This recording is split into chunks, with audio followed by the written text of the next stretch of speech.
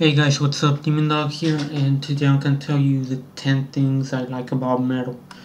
Countdown from 10 to 1. Okay, here we go. Starting with number 10. Number 10 is when you're barely getting into the genre. Sure, okay, most of us, including myself, we started out with bands like Slipknot and Korn, and then later some classical stuff, some old school stuff like Metallica, Black Sabbath, and AC/DC.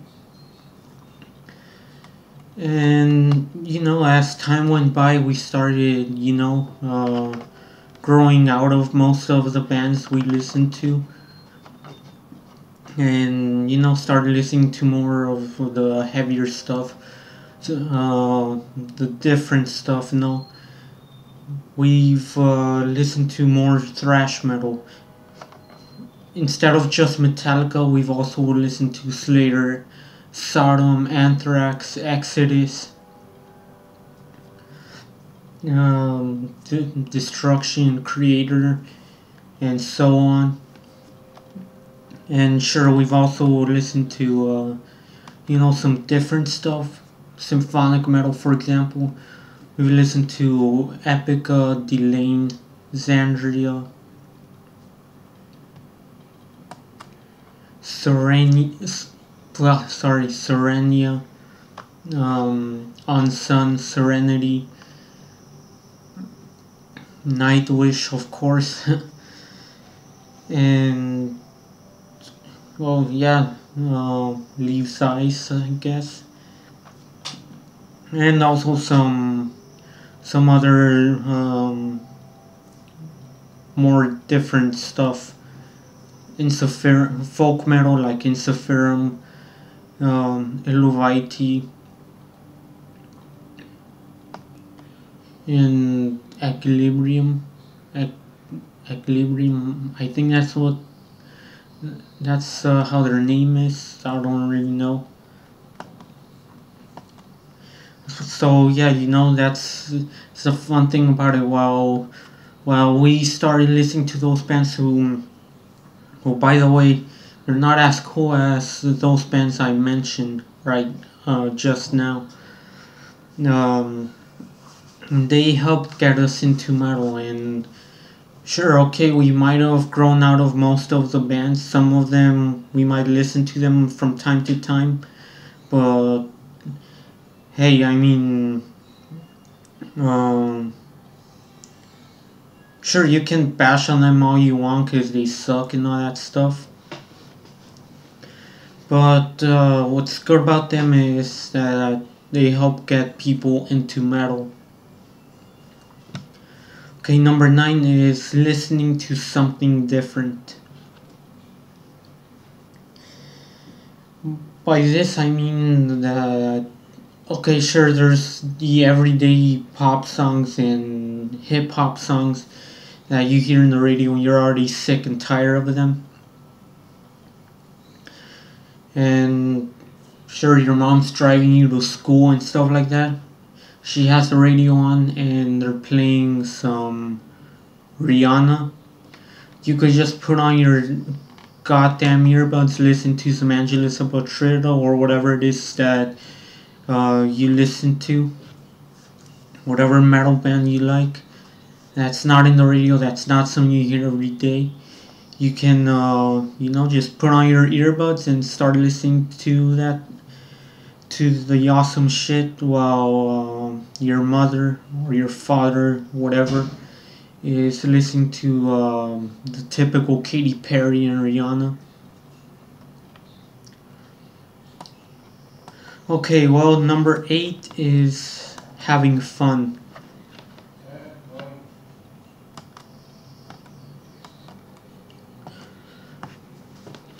Having fun. By that I mean that the song is getting when you're listening to a song or something, you're banging your head, you're enjoying yourself, like if it's letting all your anger out. like thrash metal, death metal, for example, you bang your head and let all the anger out. And with stuff like symphonic metal and stuff like that, um, sure, it's not as heavy as thrash and death metal, but something where uh, that kind of helps you calm down. In my opinion, folk metal, for example, that stuff sure can make you happy too.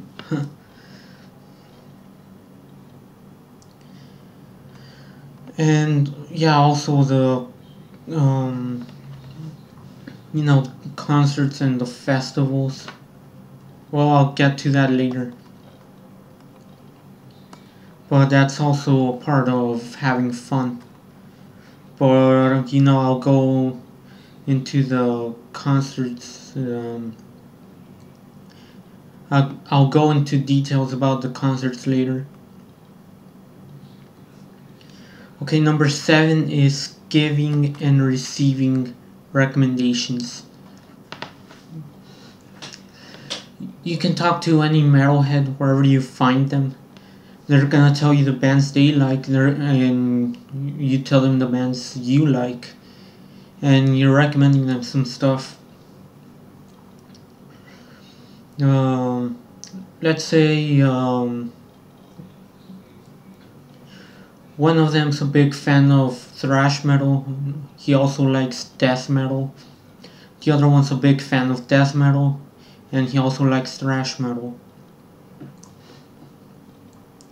And then they're recommending bands to each other, like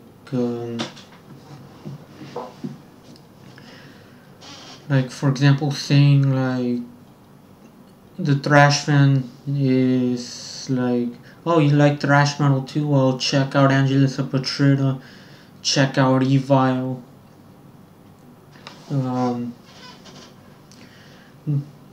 the German Panzer or something like that. And the death metal fan is telling the thrash fan like, okay, you like death metal. You like death metal too? Well, check out Unleashed, Morgoth, Gormathon. I think that's what they're called. And I don't know. Amon Amarth. And you're having a nice conversation about the music you like.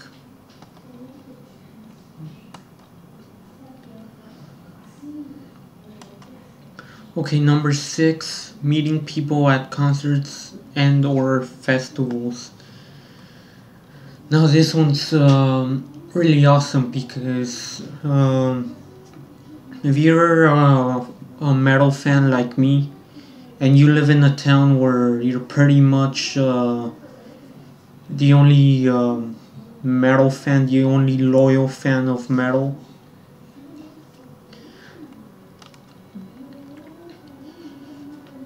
you go to a concert, you meet someone or a group of people that are just as loyal fans as you are. It's gonna be awesome. It's gonna be memorable. And sure, I know it's frustrating that you meet a lot of awesome metalheads on Twitter or on YouTube, on Google Plus and stuff like that. But unfortunately, you don't know them in real life. But then when you meet a metalhead in real life, and they like metal just as much as you do, or probably more than you do, yeah, you're gonna feel excited. It's gonna be fucking memorable. Talking to someone about the love you guys both have for the band that you're gonna see, or if you're in a festival, what bands you are going to see or that you have already seen.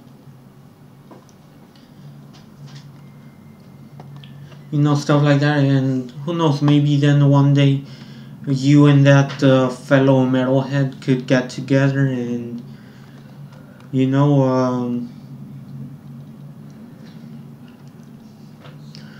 just to share CDs or have a beer with each other and stuff.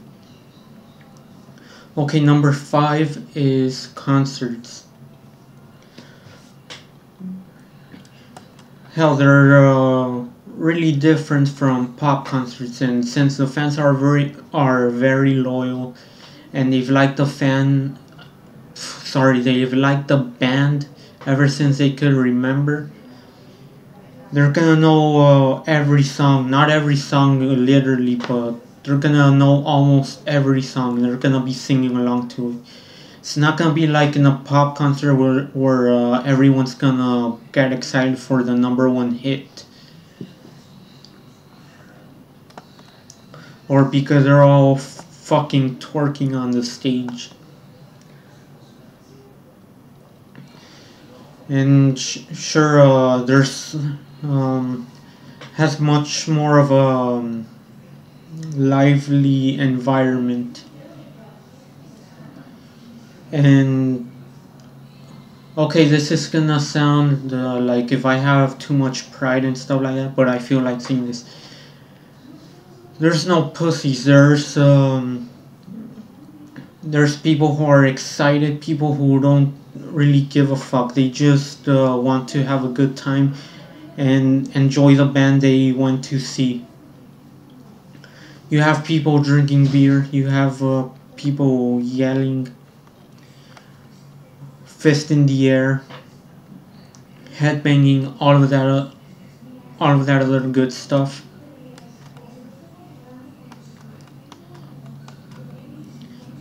Um, well, number 4 is the fan base.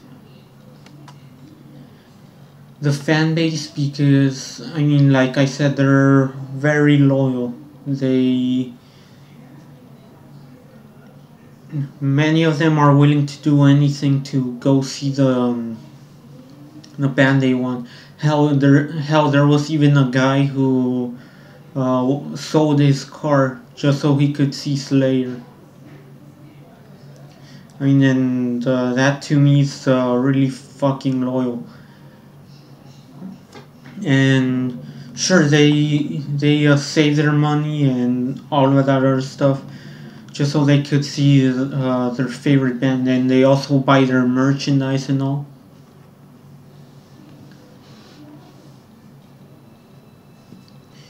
And also, buying their CDs and all. And about the CDs, you guys are probably gonna tell me, oh, this poor bastard probably downloads music and stuff like that. Well, that's true actually. I don't have enough money to buy CD after CD after CD. Sure, I don't have a collection like Infidel Amsterdam or anybody like that. And when I get my own place and stuff like that, I'm gonna be getting a collection. Reason why I don't have a collection of CDs is because, well, I don't have enough money actually. But yeah, if I buy CDs, it will mostly be in the concert. Like for example, this Huntress CD, Starbound Beast. Got it from when I went to see them with Amon Amarth. And I also have a patch I bought of Savage Messiah.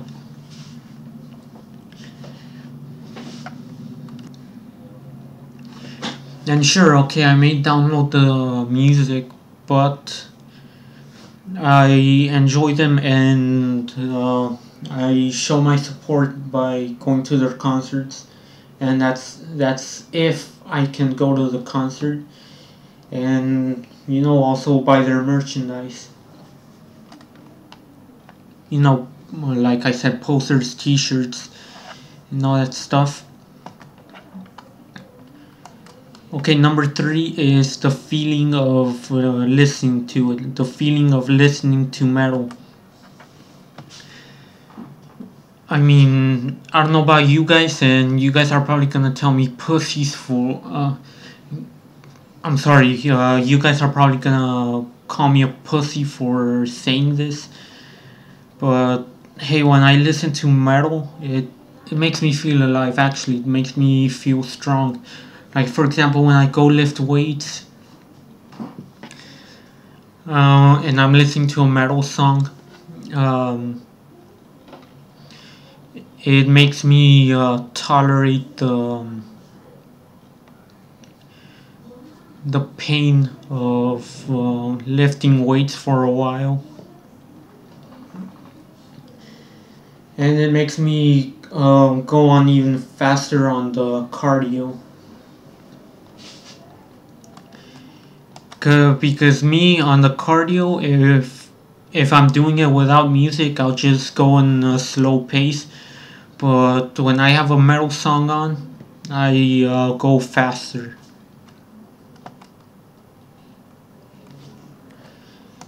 And yeah, I mean, like I said, it makes me feel alive, makes me forget about everything that's around me. If I'm with a person I hate, putting on some metal is gonna make me forget that that person is even there. And yeah, I mean, also headbanging makes you headbang and not care what others think. Well, okay, number 2 is how it sounds. And sure, I know not all metal's the same. There's subgenres.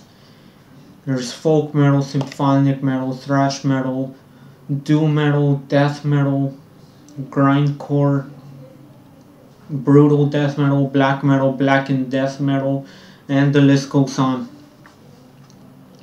But what I like is the way it sounds. That it has a variety.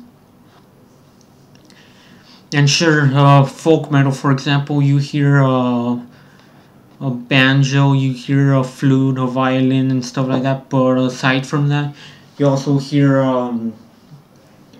the heavy drums, the guitar riffs, and you also get to hear some solos.